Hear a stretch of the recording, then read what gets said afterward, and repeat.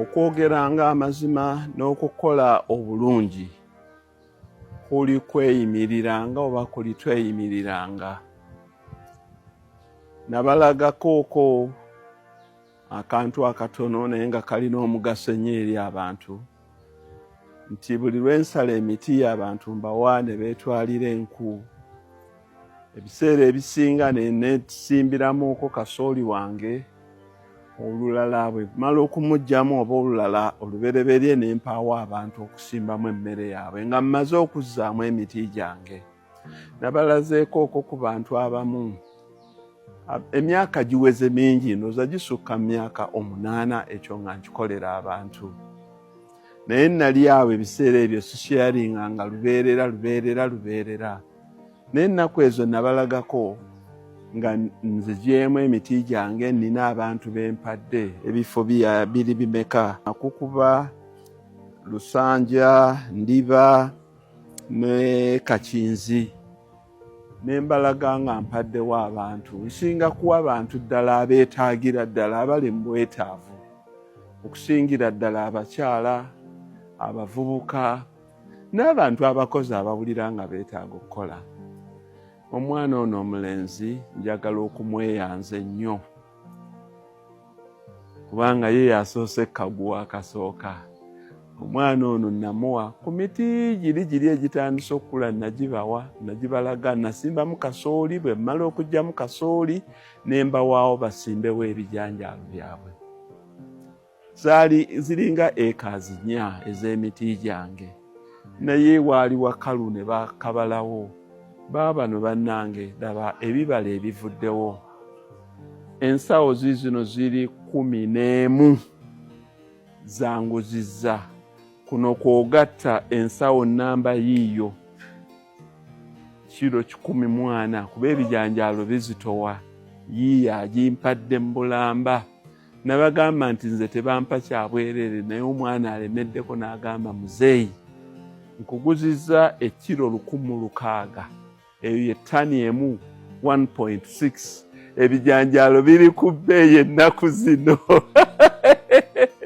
biri ku 600 ekiro ate bino ebiri fresh bwe bityo.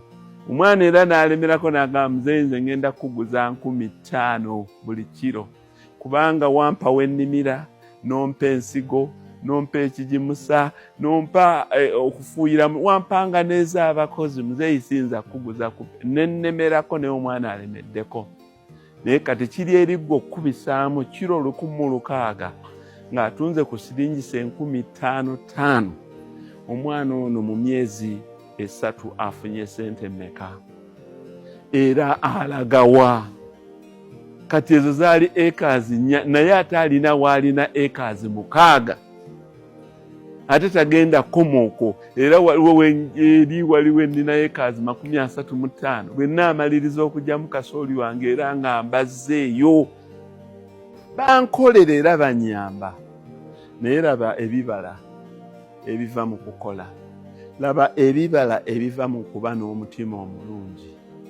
Bino ebijanjaala abakozi bange bagenda bilya tebijja bamazisaako genda ku sizoni ndala kubanga n'abalala bakyajja.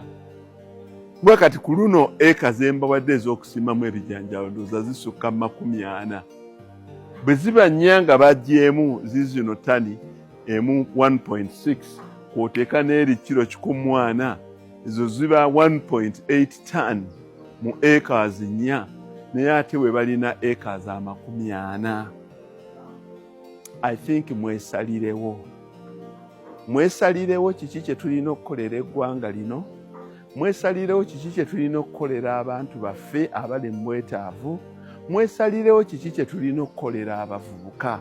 Mwesalirewo kiki direction ki gye tulina okutwalamu eggwanga lyaffe.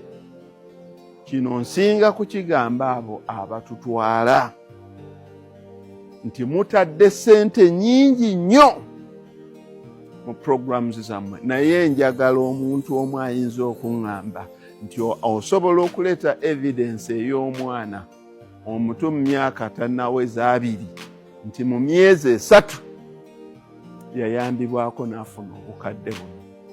Amulina nga yakikola mu bulambulukufu tanoonya kalulu, tanoonya gundi, tanoonya ki, amuleete tukompeyalinge tusobole okutwala eggwanga lyaffe mu maaso. N'ebibiina by'abannakyewa ebigwa obuyambi ne bizimba ebintu bingi ne bikola ne semina ne workshops nyingi nga ziba mu mawoteeri mu bibuga. I challenge you, namwe mbawa challenge efaanagana bweti. Mutulage proof nti ddala musobola okukyenyinga society mu ngeri efaanagana bweti. Ekyebuuzibwa kiri kimu, kiva ku ki omuntu omu okukola change mu bantu towards work. Ku mulembe guno gwe tugamba nti abavubuka tebaagala kukola, oba mmwe abakulu mmwe mubadde ekyokulabirako ekikyamu, ti ddala abaana bano mubalaga ssente ne mubalaga obugagga bwammwe naye nga temubalaga wa gye mwabujja. Muhammad Kakikka najja kuno okwaffe nga bandaba, ne ntandika okukolerako emirimu nga bandaba. Gye nava ne ssente zaye gye nazijja bamanyiyo nti nazijja ku kyeyo, saali nayo gwe nabba. Ne nkolera na wano ne bakola nga bandaba. Byonna mbikoze, emiti ngisimba bagiraba, ne ngisala nga bagiraba, ne mbagamba muteekemu ebyammwe nga babiraba. The end result kye bakoze, omwana asinga kuyiga nga kyalaba kyakola. Nze kyendazeeko abantu era kye bakola. Ssente ziva mu kukola na bunyiikivu. Essente namu, essente nnungi. Tubeere kyakulabirako. Ono omwana n'abalala bonna n'abakyala bagenda ebijjanjalo n'abiteekawa. Ntuuse okuguzaako nange ku masomero. Let us set a very good example. Thank you.